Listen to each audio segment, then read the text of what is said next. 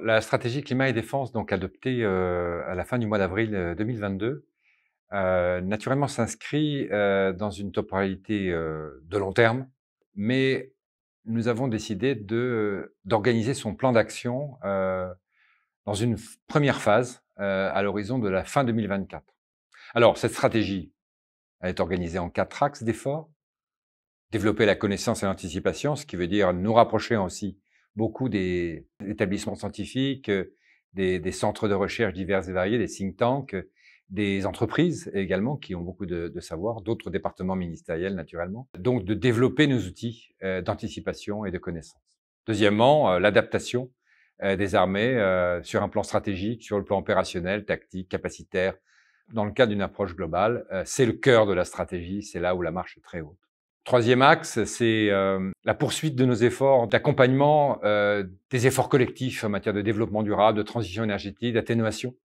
Naturellement, la défense doit faire sa part et contribuer à cela. Beaucoup de choses ont été déjà engagées depuis 20 ans maintenant et doivent être poursuivies naturellement. Le quatrième axe est également majeur, c'est la coopération à tous les niveaux, ce qui veut dire une coopération bien sûr en interne pour mieux partager la connaissance et le travail en équipe au sein du ministère, au niveau national. Et j'ai déjà parlé de nos acteurs qui peuvent nous soutenir, les entreprises, les centres de recherche, les ONG, bref, tous les acteurs de l'industrie, bien sûr, ce sont les acteurs qui peuvent contribuer à la manœuvre dans un effort collectif. Et puis la coopération internationale, naturellement, qui se développe rapidement maintenant, et c'est bien au niveau européen, dans le cadre de l'OTAN et aussi dans d'autres enceintes régionales.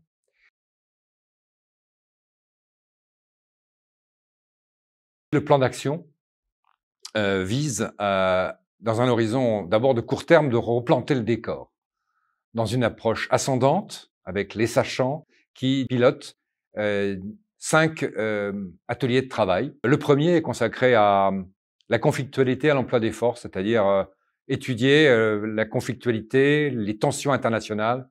Bref, quel est l'impact du changement climatique d'ici le milieu du siècle au niveau international, qui sont aussi des théâtres d'action, des théâtres d'opération, des théâtres d'influence pour les armées françaises. Le deuxième atelier est sur la démarche capacitaire et d'innovation, parce que le changement climatique affecte nos capacités, affecte les équipements de défense dans tous les domaines, de l'espace à l'espace aérien, naturellement au sol et à la surface des mers et sous les mers. Il n'y a pas d'exception. Et naturellement, l'innovation. Le troisième atelier travaille, lui, sur la résilience des infrastructures, nos missions opérationnelles, nos capacités, hein, tout simplement, dépendent de la résilience de nos infrastructures. Il faut donc mieux anticiper comment elles peuvent être affectées, et elles sont déjà affectées, plus ou moins, mais comment elles pourront être affectées par des aléas rapides ou bien par des changements climatiques à cinétique lente, comme la montée des eaux, par exemple. Un quatrième atelier relatif à l'environnement normatif et aux impacts qu'il peut avoir sur la défense. Et l'environnement normatif est effectivement de plus en plus important et il vaut mieux l'anticiper. Enfin, un dernier atelier sur la coopération internationale pour non seulement avoir une vision globale de cette coopération dans tous les domaines, mais aussi pour être un acteur efficient, proactif dans cette dimension.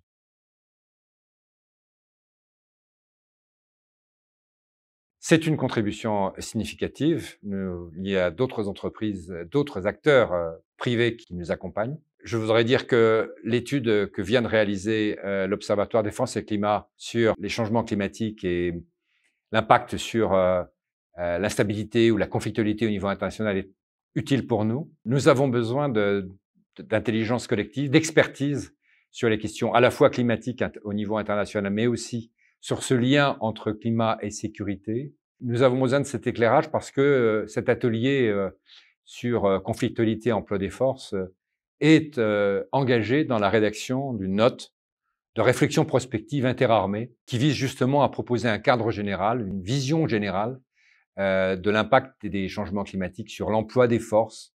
Et l'emploi des forces, ça veut dire aussi d'abord avoir un paysage sur les instabilités nouvelles, l'amplification de l'insécurité au niveau international du fait des règlements climatiques. Voilà, donc cette étude est précieuse Euh, ce n'est mais pas un point final, ce n'est pas une étude qui est définitive. Elle aide à alimenter notre réflexion. Et vous savez que nous sommes engagés dans des réflexions sans fin sur ces questions. Donc, il n'y a pas de point final à ces réflexions prospectives stratégiques, mais nous avons surtout besoin aujourd'hui de rassembler nos idées et rassembler nos visions. Et cette étude y contribue très bien.